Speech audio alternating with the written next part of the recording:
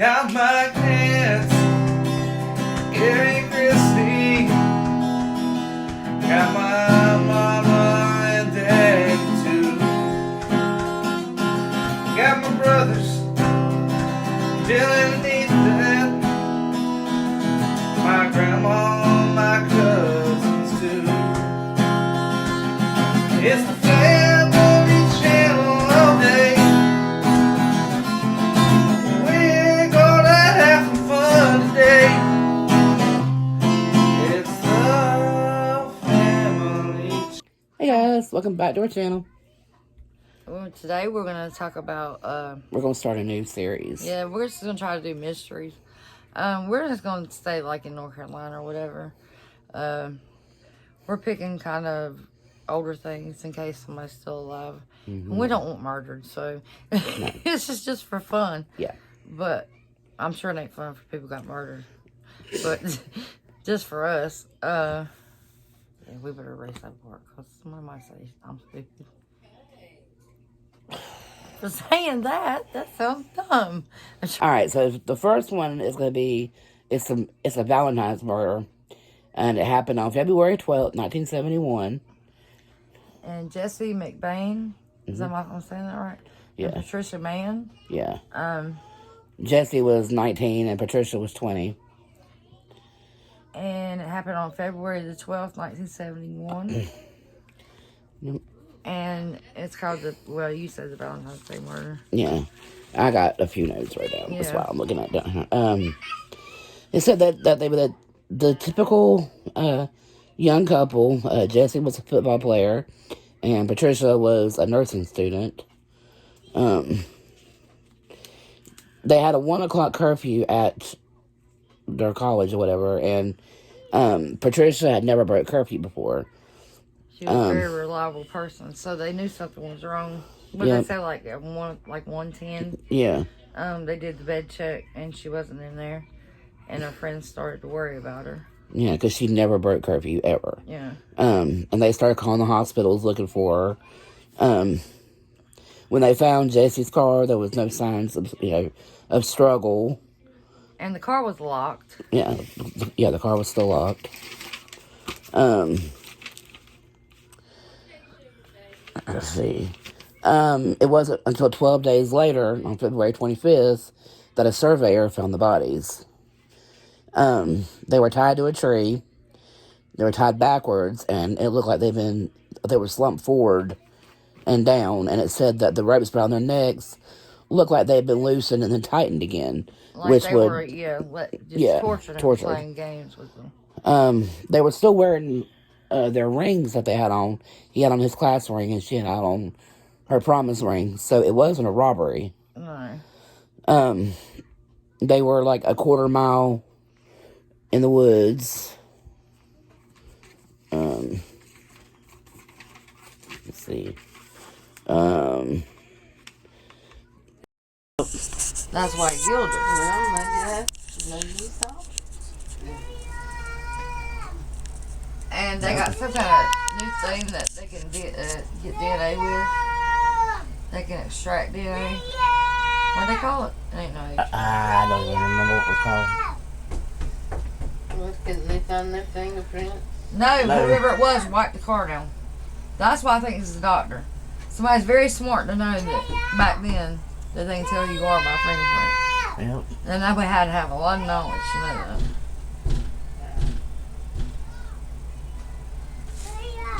There wasn't no dumb punk off the street that did Well, it. if he was torturing them, it was the doctor. So he knew how to do it. Well, that's right. He knew how far to go before they'd actually die. Yep. Maybe he was trying to do something strange or something, like be one of these sick villain doctors or something. Sick villain doctor. No, like when you see on movies where they think they got cures for something or something. Maybe he was trying to do something like that. Yeah. Maybe he's just a psychopath, Yep. Because she wasn't sexually assaulted. Nobody raped him or anything. So it had to be about something else. Okay. Where were we at? We're just talking. I was thinking that maybe the doctor is the most likely suspect because he wouldn't know how far to go before somebody would die. Yep. And he wouldn't know how to. Maybe he like choked them and brought them back or whatever. It's trying to see how far it could go before somebody actually died or something. Yeah, or he that could was have been, a giving them, an ultimatum, be like, you do this and I'll let you live or something. And then when they didn't do it, he would do it again just to prove he was serious about, Yeah. And she was punched in the stomach, right? Yeah. And we're talking about how big the guy was. He's like 6'2" or whatever, and he was in great shape. He was a football player. So he would have had to be torturing her, or they had to be two people doing it. Yep. Because he couldn't have, made that man do anything he didn't want to do, unless he had some kind of control. Yeah, he couldn't have tied him and her both up by himself. Especially with that guy being as big as he was.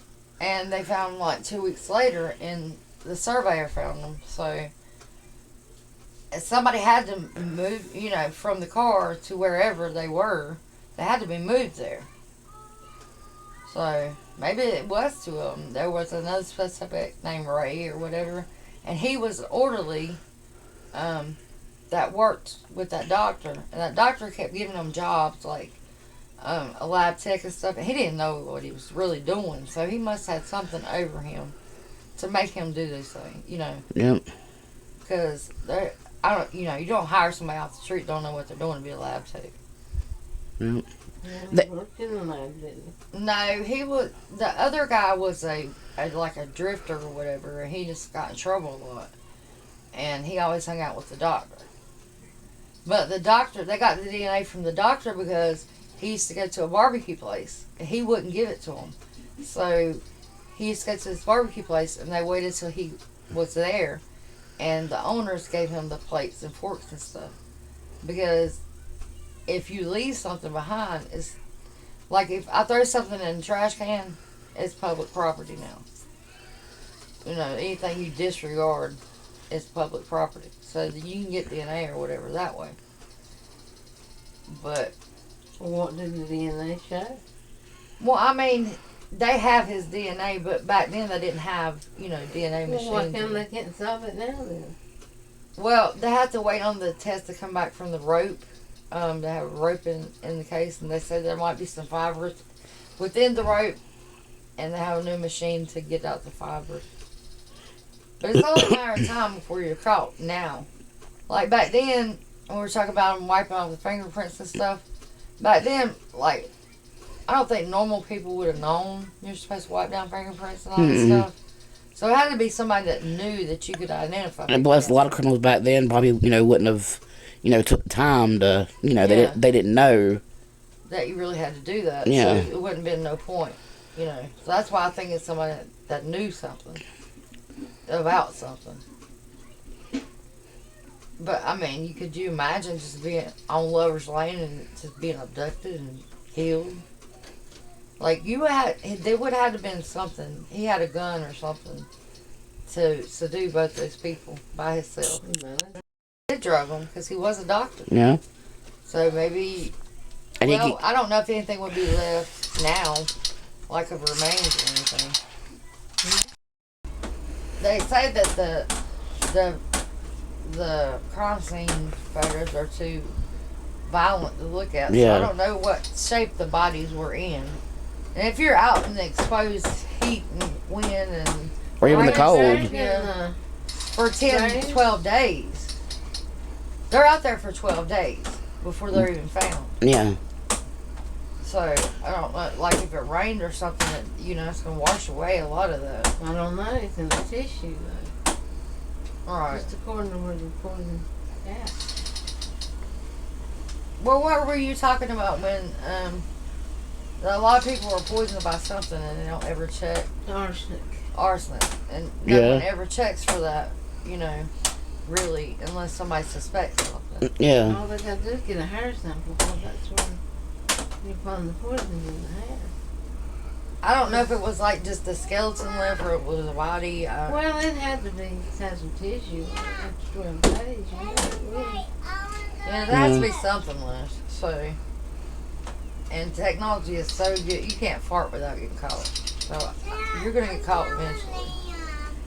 I mean, I don't understand how somebody gets away with that long. Oh, it happens. If you know what you're doing, especially if it's a doctor. No. Yeah, they're trained.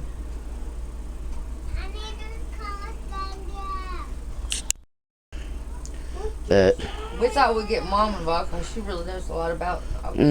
she's smart. Detective shows. Yeah, she watches all the detective shows. So if I go missing, she did it. Or Tanya. Yeah, they watch. If we ever go missing, Mom and Tanya, you know, they did it. They got rid of it. They finally got rid of us. We got on their nerves for the last time. But this is not going to be the end of the series. We're going to have like a part 2 to this. And she's going to add some clips and stuff like that. And, you know, if you have any thoughts or anything, just leave it in the comments below. Or if you have any murder mysteries that you'd like us to...